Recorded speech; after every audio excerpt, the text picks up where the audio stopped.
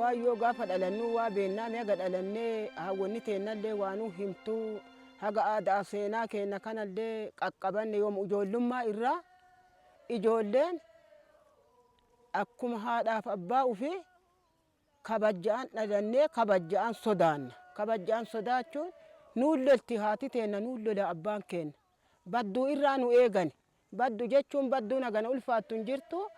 Ber jennee ergamne ber jennee fiigichaan deebine. Yoo deebine diida dhaabannee nimnu waan himnu san gurra hasaabna dhufne.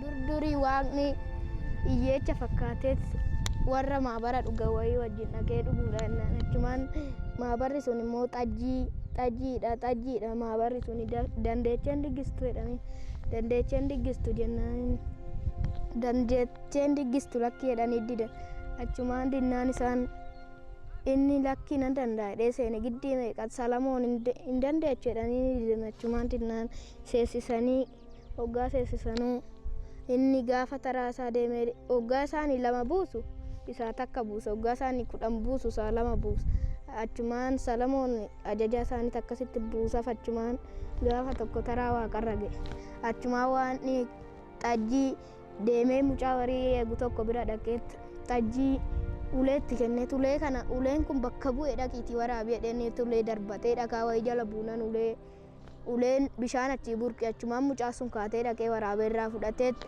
malmeeratti naqeet achumaan hoggaa isaan gaafa dhufanuu isaan bishaan sun xajjii ta'eet achumaan namni hoggaa ol seenuun malmeera sanarraa qadaada buqqise.